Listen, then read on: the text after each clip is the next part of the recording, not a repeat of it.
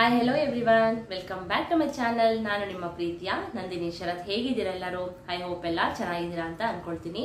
ನಾನು ಕೂಡ ತುಂಬಾನೇ ಚೆನ್ನಾಗಿದ್ದೀನಿ ಫ್ರೆಂಡ್ಸ್. ಇವತ್ತಿನ ವಿಡಿಯೋದಲ್ಲಿ ನಾನು ಗ್ರೋತ್ ಸ್ಕ್ಯಾನಿಂಗ್ ಬಗ್ಗೆ ನಿಮಗೆಲ್ಲ ಎಕ್ಸ್ಪ್ಲೈನ್ ಮಾಡೋಣ ಅಂತ ಅನ್ಕೊಂಡಿದ್ದೀನಿ. ಅಂದರೆ ಗ್ರೋತ್ ಸ್ಕ್ಯಾನಿಂಗ್ ಅಂತ ಅಂದರೆ ಏನು, ಅದನ್ನು ನಾವು ಕಂಪಲ್ಸರಿ ಏನಕ್ಕೆ ಮಾಡಿಸ್ಬೇಕು, ಆ್ಯಂಡ್ ಆ ಗ್ರೋತ್ ಸ್ಕ್ಯಾನಿಂಗಲ್ಲಿ ಡಾಕ್ಟ್ರು ಏನೆಲ್ಲ ಚೆಕ್ ಮಾಡ್ತಾರೆ, ಹಾಗೆಯೇ ಅದನ್ನು ಯಾವ ವೀಕ್ಸಲ್ಲಿ ಮಾಡಿಸ್ಬೇಕು ಎಲ್ಲಾನು ನಾನು ನಿಮಗೆ ಇವತ್ತಿನ ವಿಡಿಯೋದಲ್ಲಿ ತಿಳಿಸ್ಕೊಡ್ತೀನಿ. ದಯವಿಟ್ಟು ಎಲ್ಲೂ ಸ್ಕಿಪ್ ಮಾಡದೆ ವಿಡಿಯೋನ ಎಂಡಿಂಗ್ವರೆಗೂ ನೋಡಿ. ಹಾಗೆಯೇ ನಿಮಗೆ ಗೊತ್ತಲ್ಲ, ನನ್ನ ಚಾನಲ್ಗೆ ಇನ್ನೂ ಯಾರ್ಯಾರು ಸಬ್ಸ್ಕ್ರೈಬ್ ಮಾಡ್ಕೊಂಡಿಲ್ಲ ದಯವಿಟ್ಟು ಸಬ್ಸ್ಕ್ರೈಬ್ ಮಾಡ್ಕೊಳ್ಳಿ, ನನ್ನ ಚಾನಲ್ಗೆ ಸಪೋರ್ಟ್ ಮಾಡಿ ಅಂತ ಹೇಳ್ತಾ ಬನ್ನಿ ತಡ ಮಾಡದೆ ವಿಡಿಯೋನ ಸ್ಟಾರ್ಟ್ ಮಾಡೋಣ. ಫ್ರೆಂಡ್ಸ್, ಈ ಗ್ರೋತ್ ಸ್ಕ್ಯಾನಿಂಗ್ ನ ಯಾವ ವೀಕಲ್ಲಿ ಮಾಡಿಸ್ಬೇಕು ಅಂತ ಹೇಳೋದಾದ್ರೆ ಇದನ್ನ 28 to 32 ವೀಕ್ಸ್ ಒಳಗಡೆ ಡಾಕ್ಟರ್ಸ್ ಮಾಡ್ಲಿಕ್ಕೆ ಹೇಳ್ತಾರೆ. ಅಂದ್ರೆ ಅದು 3rd ಟ್ರೈಮಿಸ್ಟರ್ ಅಲ್ಲಿ ಅದನ್ನ ಗ್ರೋತ್ ಸ್ಕ್ಯಾನಿಂಗ್ ನ ಮಾಡಿಸ್ತಾರೆ. 5th ಮಂತ್ ಅಲ್ಲಿ ಆಲ್ರೆಡಿ ಎಲ್ಲ ಗೊತ್ತಿರುತ್ತೆ ಡಾಕ್ಟರ್ಸಿಗೆ, ಬೆಳವಣಿಗೆ ಹೇಗಿದೆ ಮಗುದು ಏನು ಅಂತ, ಬೆಳೀತಾ ಇದೆ ಮಗು ಎಲ್ಲ ಗೊತ್ತಿರುತ್ತೆ. ಹಾಗೇನೆ ಇನ್ನು 7 ಮಂತ್ ಅಲ್ಲಿ ಫುಲ್ ಎಷ್ಟು ಬೆಳವಣಿಗೆ ಆಗಿದೆ ಅದನ್ನೆಲ್ಲ ಚೆಕ್ ಮಾಡ್ಲಿಕ್ಕೆ ಡಾಕ್ಟರ್ ನಿಮ್ಗೆ 7 ಮಂತ್ ಅಲ್ಲಿ ಸ್ಕ್ಯಾನಿಂಗ್ ನ ಮಾಡಿಸ್ಲಿಕ್ಕೆ ಹೇಳ್ತಾರೆ.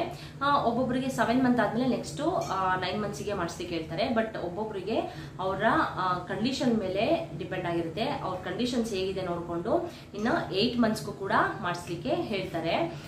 ಅಂದ್ರೆ ನನಗೂ ಕೂಡ ಹಾಗೆ ಆಗಿತ್ತು. ನಾನು 31 ವೀಕ್ಸ್ ಅಲ್ಲಿ ಮಾಡಿಸಿದೆ, ಮತ್ತೆ 35 ವೀಕ್ಸ್ ಅಲ್ಲಿ ಒಂದ್ಸಲ ಸ್ಕ್ಯಾನಿಂಗ್ ಮಾಡಿಸಿದೆ. ನಾನು ಆಲ್ರೆಡಿ ರಿಪೋರ್ಟ್ಸ್ನೆಲ್ಲ ನಿಮಗೆ ಶೇರ್ ಮಾಡಿದ್ದೀನಿ, ಬೇಕಾದ್ರೆ ಅಲ್ಲಿ ನೀವು ಚೆಕ್ ಮಾಡ್ಕೊಳ್ಳಿ.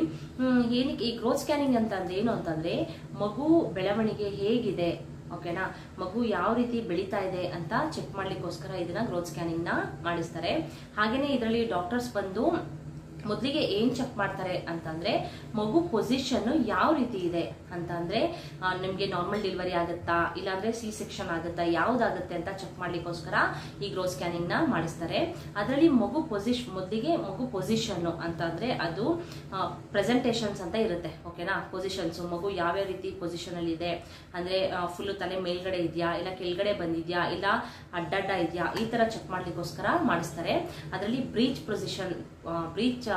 ಪೊಸಿಷನ್ ಅಂತ ಅಂದ್ರೆ ಮಗು ತಲೆ ಬಂದು ಮೇಲ್ಗಡೆ ಇರುತ್ತೆ, ಕಾಲ್ ಬಂದು ಕೆಳಗಡೆ ಇರುತ್ತೆ, ಓಕೆನಾ. ಇನ್ನ ಸೆಫಾಲಿಕ್ ಪೊಸಿಷನ್ ಅಂತ ಇರುತ್ತೆ. ಅದು ಏನಪ್ಪಾ ಅಂದ್ರೆ ಮಗು ತಲೆ ಬಂದು ಕೆಳಗಡೆ ಬಂದಿರುತ್ತೆ, ಕಾಲು ಮೇಲ್ಗಡೆ ಇರುತ್ತೆ. ಇನ್ನು ಟ್ರಾನ್ಸ್ಫರ್ಸ್ ಪೊಸಿಷನ್ ಅಂತ ಇರುತ್ತೆ. ಅದು ಬಂದು ಮಗು ಈ ರೀತಿ ನೋಡಿ, ಈ ರೀತಿ ಅಡ್ಡಡ್ಡ, ಈ ತರ ಅಡ್ಡಡ್ಡ ಇರುತ್ತೆ. ಸೊ ಮೊದಲಿಗೆ ಯಾವ ಪೊಸಿಷನ್ ಅಲ್ಲಿ ಇದೆ ಅಂದ್ರೆ ಇವ್ರಿಗೆ ನಾರ್ಮಲ್ ಡೆಲಿವರಿ ಆಗುತ್ತಾ ಇಲ್ಲ ಸಿ ಸೆಕ್ಷನ್ ಆಗುತ್ತಾ ಅಂತ ಇದನ್ನ ಚೆಕ್ ಮಾಡ್ಲಿಕ್ಕೋಸ್ಕರ ಮೇನ್ ಆಗಿ ಇದನ್ನ ಚೆಕ್ ಮಾಡ್ತಾರೆ. ಇನ್ನ ಸೆಕೆಂಡ್ ಬಂದು ಮಗುವಿನ ಮೂಮೆಂಟ್ಸ್ ಯಾವ ರೀತಿ ಇದೆ ಅಂತಂದ್ರೆ ಅದು ಚೆನ್ನಾಗಿ ಉಸಿರಾಡ್ತಾ ಇದೆಯಾ, ಚೆನ್ನಾಗಿ ಅದು ಒಳಗಡೆ ಆಟ ಆಡ್ತಿದ್ಯಾ, ಹೇಗಿದೆ, ಮತ್ತೆ ಎಲ್ಲಾ ಪಾರ್ಟ್ಸ್ಗಳು ಯಾವ ರೀತಿ ಇಂಪ್ರೂವ್ ಆಗಿದೆ, ಇದನ್ನೆಲ್ಲಾನು ಕೂಡ ಚೆಕ್ ಮಾಡ್ಲಿಕ್ಕೆ ಡಾಕ್ಟರ್ಸು ಇದನ್ನ ಗ್ರೋತ್ ಸ್ಕ್ಯಾನಿಂಗ್ ನ ಮಾಡಿಸ್ತಾರೆ. ಹಾಗೆಯೇ ನೆಕ್ಸ್ಟ್ ಬಂದ್ರೆ ಮೇನ್ ಇಂಪಾರ್ಟೆಂಟ್ ಆಗಿ ಇದು ಅಮ್ನೋಟಿಕ್ ಫ್ಲೂಯಿಡ್ ಅಂದ್ರೆ ಮಗುವಿನ ಸುತ್ತ ನೀರಿರುತ್ತೆ ನೋಡಿ, ಆ ನೀರು ಎಷ್ಟಿದೆ ಅಂದ್ರೆ ಅದು ತೀರಾ ಕಮ್ಮಿನೂ ಆಗ್ಬಾರ್ದು ತೀರಾ ಜಾಸ್ತಿನೂ ಆಗ್ಬಾರ್ದು. ಎರಡೂ ಆ ರೀತಿ ಆದ್ರೆ, ಕಮ್ಮಿನೂ ಆದ್ರೆ ಜಾಸ್ತಿನೂ ಆದ್ರೆ ಮಗುವಿಗೆ ಪ್ರಾಬ್ಲಮ್ ಆಗೋ ಚಾನ್ಸಸ್ ಇರುತ್ತೆ, ಓಕೆನಾ. ಸೊ ಅದು ಅಮ್ನೋಟಿಕ್ ಫ್ಲೂಯಿಡ್ ಎಷ್ಟಿದೆ, ನಾರ್ಮಲ್ ಇದೆಯಾ ಇಲ್ಲ ಹೈ ಇದೆಯಾ ಇಲ್ಲ ಕಮ್ಮಿ ಇದೆಯಾ, ಈ ತರ ಚೆಕ್ ಮಾಡ್ಲಿಕ್ಕೆ ಡಾಕ್ಟರ್ಸು ಅದನ್ನ ಗ್ರೋತ್ ಸ್ಕ್ಯಾನಿಂಗ್ ನ ಮಾಡಿಸ್ತಾರೆ. ಅದ್ರಲ್ಲಿ ಏನಾದ್ರೂ ಅಕಸ್ಮಾತ್ ನಿಮ್ಗೆ ಕಮ್ಮಿ ಇದ್ರೆ ಇಲ್ಲ ಜಾಸ್ತಿ ಇದ್ರೆ ಡಾಕ್ಟರ್ಸ್ ನಿಮ್ಗೆ ಮೆಡಿಸಿನ್ ಮುಖಾಂತರ ಅದನ್ನ ಕ್ಯೂರ್ ಮಾಡ್ತಾರೆ, ಓಕೆನಾ. ಇಷ್ಟ ಆಯ್ತು. ನೆಕ್ಸ್ಟ್ ಬಂದ್ರೆ ಸಿಸರಿಯನ್. ಇದನ್ನೇನಿಗೆ ಚೆಕ್ ಮಾಡ್ತಾರೆ ಸಿಸರಿಯನ್ ಅಂತಂದ್ರೆ ಒಳಗಡೆ ಸಿಸರಿಯನ್ದು ಸ್ಟಿಚಸ್ ಹಾಕಿರ್ತಾರೆ ನೋಡಿ, ಆ ಸ್ಟಿಚಸ್ ಎಲ್ಲ ಫುಲ್ಲು ಮಾಗಿದ್ಯಾ, ಆ ಗಾಯ ಎಲ್ಲ ಫುಲ್ಲು ವಾಸಿ ಆಗಿದ್ಯಾ ಏನು ಅಂತ ಅದನ್ನ ಚೆಕ್ ಮಾಡ್ಲಿಕ್ಕೋಸ್ಕರ ಈ ಗ್ರೋತ್ ಸ್ಕ್ಯಾನಿಂಗ್ ನ ಮಾಡಿಸ್ತಾರೆ. ಹಾಗೇನೆ ನೆಕ್ಸ್ಟ್ ಬಂದ್ರೆ ಪ್ಲೆಸೆಂಟಾನ ಏನಕ್ಕೆ ಚೆಕ್ ಮಾಡ್ತಾರೆ ಅಂತ ಅಂದ್ರೆ ಆ ಪ್ಲೆಸೆಂಟಾದಿಂದನೇ ನಿಮ್ಮ ಮಗುವಿಗೆ ಬ್ಲಡ್ ಆಗಿರ್ಬೋದು ಇಲ್ಲ ಆಕ್ಸಿಜನ್ ಸಪ್ಲೈ ಆಗಿರ್ಬೋದು ಎಲ್ಲ ಕೂಡ ಸಪ್ಲೈ ಆಗ್ತಾ ಇರುತ್ತೆ. ಸೊ ಅದಕ್ಕೋಸ್ಕರ ಇದನ್ನ ಚೆಕ್ ಮಾಡ್ತಾರೆ. ಹಾಗೆಯೇ ಪ್ಲೆಸೆಂಟಾ ಬೆಳವಣಿಗೆ ಆಗಿದ್ಯಾ ಅಂಡ್ ಲೋಲೈನ್ ಪ್ಲೆಸೆಂಟಾ ಏನಾದ್ರೂ ಇದ್ರೆ ಅಕಸ್ಮಾತ್ ನಿಮ್ಗೆ ನಾರ್ಮಲ್ ಡೆಲಿವರಿ ಆಗೋ ಚಾನ್ಸಸ್ ತುಂಬಾನೇ ಕಮ್ಮಿ ಇರುತ್ತೆ.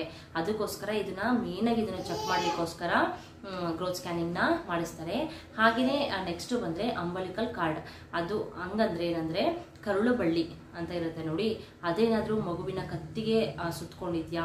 ಒಬ್ಬೊಬ್ರು ಏನ್ ಮಾಡ್ತಾರೆ ಅಂದ್ರೆ ತುಂಬಾ ಅಂದ್ರೆ ಅದು ಮಗುವಿನ ಕತ್ತಿಗೆ ಸುತ್ಕೊಂಡಿದ್ರು ಕೂಡ ತುಂಬಾನೇ ಒಂಥರ ನೆಗ್ಲಿಜೆನ್ಸಿಯಿಂದ ತುಂಬಾ ಜಾಸ್ತಿ ಕೆಲಸ ಮಾಡೋದು, ಆ ಥರ ಎಲ್ಲ ಕೆಲಸ ಜಾಸ್ತಿ ಮಾಡ್ಬೇಕಾದ್ರೆ ಅಂದ್ರೆ ವೆಯ್ಟ್ ಎಲ್ಲ ಎತ್ತಬೇಕಾದ್ರೆ ಆ ಮಗುವಿಗೆ ಕರಳು ಬಳ್ಳಿ ಏನಾದ್ರು ಸುತ್ಕೊಂಡಿದ್ರೆ ಅದು ಫುಲ್ಲು ಟೈಟ್ ಆಗೋ ಚಾನ್ಸಸ್ ಜಾಸ್ತಿನೇ ಇರುತ್ತೆ.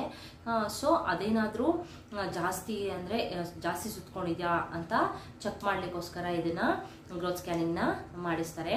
ಹಾಗೆಯೇ ಇನ್ನೂ ಏನೇನು ಚೆಕ್ ಮಾಡ್ತಾರೆ ಅಂತಂದರೆ ಇದರಲ್ಲಿ ಮಗುವಿನ ವೆಯ್ಟು ಹಾಗೆಯೇ ನಮಗೆ ಎಷ್ಟು ವೀಕ್ ಆಗಿದೆ ಅಂತ ಚೆಕ್ ಮಾಡ್ತಾರೆ.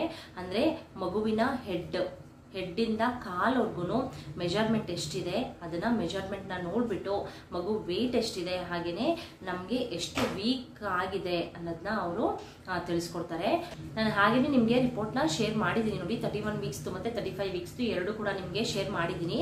ಅದರಲ್ಲಿ ತಿಳಿಸ್ಕೊಟ್ಟಿದ್ದೀನಿ ನಿಮಗೆ ಅಂತಂದರೆ ಯಾವ ರೀತಿ ಮೆಜರ್ಮೆಂಟ್ನ ಮಾಡ್ತಾರೆ, ಹಾಗೆಯೇ ಆ ಮೆಜರ್ಮೆಂಟ್ ಎಲ್ಲ ಅವರು ಕೌಂಟ್ ಮಾಡಿಕೊಂಡು ಮಗುದು ವೆಯ್ಟ್ ಎಷ್ಟಿದೆ ಹಾಗೆಯೇ ಎಷ್ಟು ವೀಕ್ ಆಗಿದೆ ಅದನ್ನೆಲ್ಲ ಚೆಕ್ ಮಾಡ್ತಾರೆ. ಅದರ ಜೊತೆಗೆ ಮಗುವಿನ ಹಾರ್ಟ್ ಬೀಟ್ ಕೂಡ ಚೆಕ್ ಮಾಡ್ತಾರೆ. ಅಂದರೆ ಎಷ್ಟಿದೆ ಹಾರ್ಟ್ ಬೀಟು ಅದನ್ನೆಲ್ಲ ಚೆಕ್ ಮಾಡ್ತಾರೆ. ಇದೆಲ್ಲರ ಜೊತೆಗೂ ಮಗುವಿನ ಹೆಡ್ ಆಗಿರ್ಬೋದು, ಫುಲ್ಲು ಬಾಡಿ ಪಾರ್ಟ್ಸ್ ಎಲ್ಲ ಬೆಳವಣಿಗೆ ಚೆನ್ನಾಗಿ ಆಗಿದೆಯಾ, ಹೇಗಿದೆ ಬೆಳವಣಿಗೆ ಅದನ್ನು ಕೂಡ ಚೆಕ್ ಮಾಡ್ತಾರೆ. ಹಾಗೆಯೇ ಫ್ರೆಂಡ್ಸ್ ಇನ್ನೊಂದು ಹೇಳ್ಬೇಕಂತಂದರೆ ಒಬ್ಬರು ಕಮೆಂಟ್ ಮಾಡಿದರು, ಈ ಥರ ಮೊದಲನೇ ಪಾಪುಗೆ ಏನಾದರೂ ಕರುಳಬಳ್ಳಿ ಏನಾದರೂ ಸುತ್ತಕೊಂಡಿದ್ರೆ ಎರಡನೇ ಪಾಪುಗೂ ಅದೇ ರೀತಿ ಆಗೋ ಚಾನ್ಸಸ್ ಇರುತ್ತಾ ಅಂತ ಒಬ್ರು ಕಮೆಂಟ್ ಮಾಡಿದ್ರು. ಅದು ಚಾನ್ಸಸ್ಸು ಇರುತ್ತೆ, ಓಕೆನಾ, ಬಟ್ ಎಲ್ಲರಿಗೂ ಇರೋದಿಲ್ಲ. ಅದು ನಾನು ಕೇಳಿರೋ ಪ್ರಕಾರ ಆ್ಯಂಡ್ ತಿಳ್ಕೊಂಡಿರೋ ಪ್ರಕಾರ ಮೊದಲನೇ ಮಗುಗೆ ಏನಾದರೂ ಕರುಳಬಳ್ಳಿ ಸುತ್ತಕೊಂಡಿದ್ರೆ ಎರಡನೇ ಮಗುಗೆ ತುಂಬಾ ರೇರ್, ಒಬ್ಬೊಬ್ಬರಿಗೆ ಎಲ್ಲೋ ಒಂದು 100ಗೆ ಒಂದು 10% ಅಷ್ಟು ಸುತ್ತಕೊಳ್ಳೋ ಚಾನ್ಸಸ್ ಇರುತ್ತೆ ಅಷ್ಟೇ. ಎಲ್ಲರಿಗೂ ಆ ರೀತಿ ಆಗೋದಿಲ್ಲ, ಎಲ್ಲೋ ರೇರಾಗಿ ಆ ಥರ ಆಗುತ್ತೆ. But ಎದುರ್ಕೊಳ್ಳೋ necessity ಏನಿರೋದಿಲ್ಲ. ಸೆಕೆಂಡ್ನೇ ಮಗುಗೇನೋ ಆ ಥರ ಆಗೋ ಚಾನ್ಸಸ್ ಇರೋದಿಲ್ಲ. ಎಲ್ಲೋ ಒಬ್ಬೊಬ್ರು ಹೇಳ್ತಾರೆ ಇಲ್ಲ ಆಗುತ್ತೆ ಅಂತ. ಬಟ್ ನಾನು ತಿಳ್ಕೊಂಡಿರೋ ಪ್ರಕಾರ, ನನಗೆ ಗೊತ್ತಿರೋ ಪ್ರಕಾರ, ನಾನು ನೋಡಿರೋ ಪ್ರಕಾರ, ಓಕೆನಾ, ನಮ್ಗೆ ಗೊತ್ತಿರೋರು ಕೂಡ ಒಬ್ರಿಗೆ ಅದೇ ರೀತಿ ಆಗಿತ್ತು. ಮೊದಲನೇ ಮಗುಗೆ ಅದು ಕರುಳಬಳ್ಳಿ ಸುತ್ತಕೊಂಡಿತ್ತು. ಬಟ್ ಎರಡನೇ ಮಗು ಏನಿಲ್ಲ, ಅವ್ರಿಗೆ ಏನೂ ಸುತ್ತಕೊಂಡಿರಲಿಲ್ಲ, ನಾರ್ಮಲ್ ಆಗೇ ಆಯಿತು ಅವರಿಗೆ. ಸೊ ನಾನು ನೋಡಿರೋ ಪ್ರಕಾರ ಆ ಥರ ಏನೂ ಆಗೋದಿಲ್ಲ. ಆ್ಯಂಡ್ ನಾನು ಕೇಳಿರೋ ಪ್ರಕಾರ ಅಂದರೆ ನಮ್ಮ ಫ್ಯಾಮಿಲಿಯಲ್ಲಿ ದೊಡ್ಡವ್ರು ಯಾರಿದ್ದಾರೆ ಅವ್ರನ್ನೆಲ್ಲ ಕೇಳಿದೆ. ಅವಾಗ ಅವ್ರು ಹೇಳಿದ್ರು, ಏನಂತ ಹೇಳಿದ್ರು ಅಂದರೆ ತುಂಬ ರೇರಾಗಿ ಆ ಥರ ಆಗೋದು, ಯಾರಿಗೂ ಕೂಡ ಆ ಥರ ಆಗೋದಿಲ್ಲ, ತುಂಬಾ ರೇರಾಗಿ 100ಅಲ್ಲಿ ಒಂದು 10% ಅಷ್ಟು ಆ ಥರ ಆಗ್ಬೋದು ಅಷ್ಟೇ ಅಂತ ಹೇಳಿದ್ರು. ಸೊ ಎದುರ್ಕೊಳ್ಳೋ ನೆಸೆಸಿಟಿ ಇರೋದಿಲ್ಲ. ಓಕೆ ಫ್ರೆಂಡ್ಸ್, ಹಾಗೆಯೇ ಫ್ರೆಂಡ್ಸ್ ನಾನು ಇನ್ನೊಂದು ವಿಷಯ ಹೇಳಲಿಕ್ಕೆ ಇಷ್ಟಪಡ್ತೀನಿ. ಈ ವಿಡಿಯೋನ ಎಲ್ಲರೂ ಪ್ರೆಗ್ನೆನ್ಸಿ ಲೇಡೀಸೇ ಜಾಸ್ತಿ ನೋಡ್ತಾ ಇರ್ತಾರೆ, ಗೊತ್ತು ನನಗೆ. ಅವರಿಗೆ ಒಂದು ವಿಷಯ ಹೇಳಕ್ಕೆ ಇಷ್ಟಪಡ್ತೀನಿ. ನಿಮ್ಮ ಫ್ರೆಂಡ್ಸು ಮತ್ತು ಫ್ಯಾಮಿಲಿನಲ್ಲಿ ಅಕಸ್ಮಾತ್ ಯಾರಿಗಾದ್ರೂ ಮಗು ಆಗ್ತಾಯಿಲ್ಲ, ಇಲ್ಲ ಅಂತಂದರೆ ಮ್ಯಾರೇಜ್ ಆಗ್ತಾಯಿಲ್ಲ ಅಂತಂದರೆ ನಾನು ಒಂದು ಗಣಪತಿ ವ್ರತ ಮಾಡಲಿಕ್ಕೆ ಹೇಳಿದ್ದೀನಿ. ಅದನ್ನು ನೀವು ಚೆಕ್ ಮಾಡ್ಕೊಳ್ಳಿ. ನಾನು ಡಿಸ್ಕ್ರಿಪ್ಷನ್ ಲಿಂಕ್ ಕೂಡ ಹಾಕಿರ್ತೀನಿ, ಹಾಗೆಯೇ ಎಂಡು ಸ್ಕ್ರೀನಲ್ಲೂ ಕೊಡ್ತೀನಿ. ಅವರಿಗೆ ಶೇರ್ ಮಾಡಿ ಇದನ್ನು. ಈ ಥರ ಗಣಪತಿ ವ್ರತ ಮಾಡಿದ್ರೆ ನಿಜವಾಗ್ಲೂ ಮ್ಯಾರೇಜು ಆಗುತ್ತೆ, ಹಾಗೆಯೇ ಮಗು ಕೂಡ ಆಗುತ್ತೆ. ಅಂದ್ರೆ ಯಾವ ರೀತಿ ಅದನ್ನ ವ್ರತನ ಪೂಜೆನ ಮಾಡಬೇಕು ಅಂತ ನಾನು ಅದರಲ್ಲಿ ತಿಳಿಸ್ಕೊಟ್ಟಿದ್ದೀನಿ. ಆದಷ್ಟು ಅದನ್ನ ಶೇರ್ ಮಾಡಿದ್ರಿಂದ ನಾವೇನು ಕಲ್ಕೊಳ್ಳಲ್ಲ ಅಲ್ವಾ. ಪಾಪ ಅವರು ತುಂಬಾನೇ ಕಷ್ಟ ಪಡ್ತಾ ಇರ್ತಾರೆ, ಯಾಕಂದ್ರೆ ನಾನು ಆ ಕಷ್ಟನ ದಾಟು ಬಂದಿರೋದ್ರಿಂದ ನಾನು ಹೇಳ್ತಾ ಇರೋದಷ್ಟೇ. ಸೊ ನಾನು ಅದಕ್ಕೆಲ್ಲ ವ್ಯೂಸ್ ಸಿಗಲಿ, ಲೈಕ್ ಸಿಗಲಿ ಅಂತ ನಾನು ನಿಜವಾಗ್ಲೂ ಹೇಳ್ತಾ ಇಲ್ಲ, ಓಕೆನಾ. ಪ್ರತಿಯೊಂದು ವಿಡಿಯೋದಲ್ಲೂ ನಾನು ಇದನ್ನು ಹೇಳ್ತಾ ಇದ್ದೀನಿ. ಅಂದರೆ ಜಾಸ್ತಿ ಪ್ರೆಗ್ನೆಂಟ್ ಲೇಡೀಸ್ನ ನೋಡೋದ್ರಿಂದ ನೀವು ಕೂಡ ನಿಮ್ಮ ಇರ್ತಾರಲ್ವಾ ಆ ಥರ ಮಗು ಆಗದೆ ಇರೋರು ಆ್ಯಂಡ್ ಮದುವೆ ಆಗದೆ ಇರೋರೆಲ್ಲ ಇರ್ತಾರಲ್ವಾ. ಸೊ ಆದಷ್ಟು ಅವರಿಗೆ ಶೇರ್ ಮಾಡಿ, ಅವ್ರಿಗೂ ಕೂಡ ಒಳ್ಳೇದಾಗಲಿ. ಹಾಗೆಯೇ ಇನ್ನೂ ಯಾವ್ಯಾವ ರೀತಿ ವಿಡಿಯೋಸ್ ಬೇಕು ಅಂತ ನೀವು ಕಮೆಂಟ್ ಮುಖಾಂತರ ತಿಳಿಸ್ಕೊಟ್ರೆ ನಾನು ಅದನ್ನು ಮಾಡಲಿಕ್ಕೆ ಟ್ರೈ ಮಾಡ್ತೀನಿ, ಓಕೆನಾ. ಹಾಗೆ ಫ್ರೆಂಡ್ಸ್, ನಿಮಗೆ ಗೊತ್ತಲ್ಲ ನಂದಿನೇನೋ 500 ರೀಚ್ ಆಗೋ ಮೂಮೆಂಟಲ್ಲಿ ಇದೆ, ಓಕೆನಾ. ಸಬ್ಸ್ಕ್ರೈಬರ್ಸು, ವಾಚ್ ಅವರ್ಸು ಕೂಡ ಪರವಾಗಿಲ್ಲ. ಸೊ ಇದೇ ರೀತಿ ನನಗೆ ಸಪೋರ್ಟ್ ಮಾಡಿ, ಹಾಗೆಯೇ ನನ್ನ ಚಾನಲ್ಗೂ ಕೂಡ ಸಪೋರ್ಟ್ ಮಾಡಿ. ಇನ್ನೂ ನನ್ನ ಚಾನಲ್ಗೆ ಯಾರ್ಯಾರು ಸಬ್ಸ್ಕ್ರೈಬ್ ಮಾಡ್ಕೊಂಡಿಲ್ಲ ದಯವಿಟ್ಟು ಸಬ್ಸ್ಕ್ರೈಬ್ ಮಾಡ್ಕೊಳ್ಳಿ. ಈ ವಿಡಿಯೋ ನಿಮಗೆ ಇಷ್ಟ ಆದರೆ ದಯವಿಟ್ಟು ಲೈಕ್ ಕೊಡೋದನ್ನ ಮರಿಬೇಡಿ ಅಂತ ಹೇಳ್ತಾ ಇವತ್ತಿನ ವಿಡಿಯೋನ ಇಲ್ಲಿಗೆ ಎಂಡ್ ಮಾಡ್ತೀನಿ. ಮತ್ತೆ ನೆಕ್ಸ್ಟ್ ಹೊಸ ವಿಡಿಯೋದೊಂದಿಗೆ ಸಿಗ್ತೀನಿ. ಅಲ್ಲಿವರೆಗೂ bye bye, take care, have a nice day.